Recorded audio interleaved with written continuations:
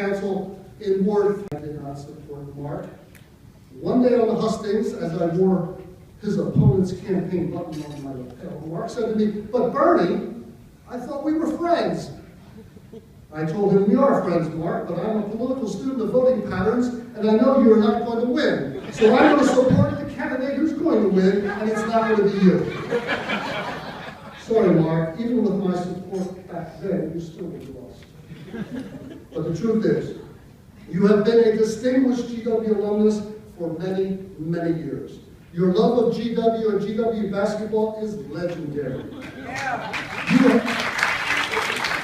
You have been our #1 fan and our #1 advocate since you left GW back in the 60s.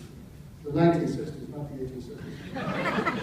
But just as importantly, you have insightfully understood that the better our city can be, the better GW can be.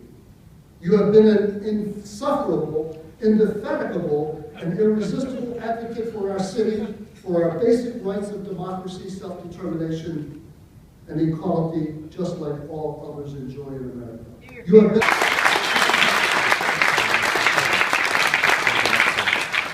Mark Plotkin, if not for you, our City Hall, the John A. Wilson Building, would still be occupied by the federal government. Mark Plotkin, because of you, the state's flags in front of the Union Station are now flying the DC flag. Mark Plotkin, because of you, our Frederick Douglass statue is in the U.S. Capitol Statutory Hall.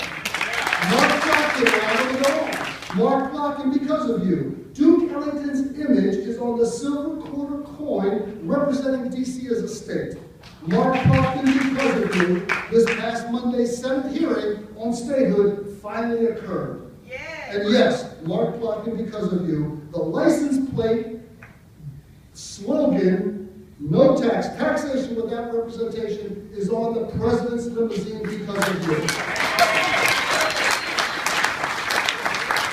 Yes, Mark Plotkin, if not for you, we would have lost limited political rights that we enjoy. You have been a thorn in the side of those who would deny 650,000 citizens their rightful place in America. You have been a non-stop agitator, a media personality, doing the right thing for the dignity of DC residents.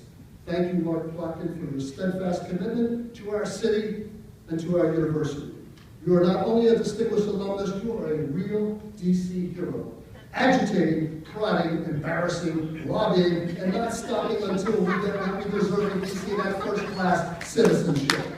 You are Mark Plotkin's GW pride, and tonight, Mark Plotkin, you're a very distinguished GW alumnus, and you actually deserve it.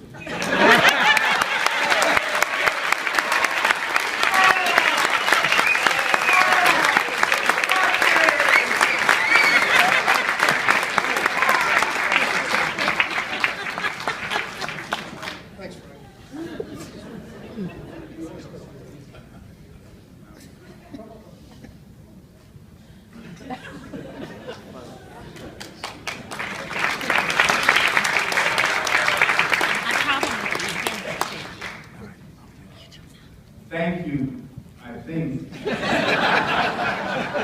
Bernie, he's now Bernard, and Doctor, I know him as Bernie. Dr. Knapp, President Knapp, is Jack Evans still here? The longest serving member of the DC City Council. For those out of town or even in town, you are in Ward 2, Jack Evans' ward.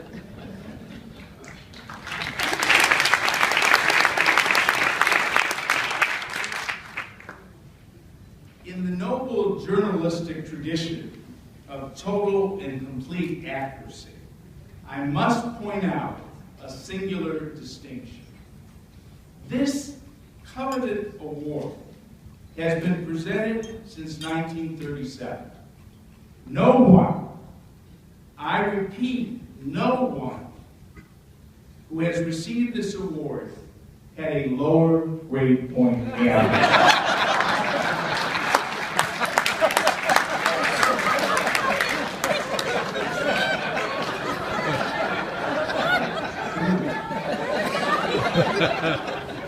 When composing these remarks, remarks, I was inspired by President Kennedy's recommendation to Jim Howard when he was running for Congress. JFK said the following: dress British, talk Irish, think Jewish. When I was reviewing the names of past honorees, they evoke vivid memories. Senator J. William Fulbright. I named my intramural basketball team after him. He came to the Tin Tabernacle. The team gave him a red and white jersey. There was a dove on the front, and arrogance of power was written on the back. Arnold Red Auerbach, legendary coach, but even better, GW season ticket holder.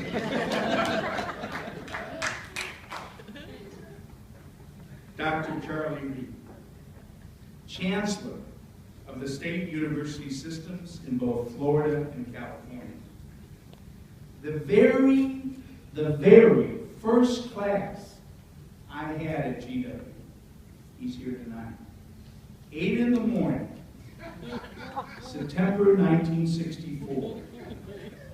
He was smiling, buoyant, encouraging, and supremely confident.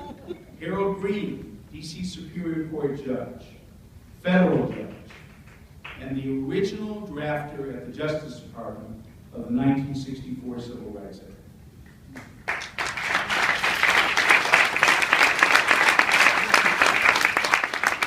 Vince Gray, Mayor of the District of Columbia, President of TEF, great under the basket, and a friend of 50 years.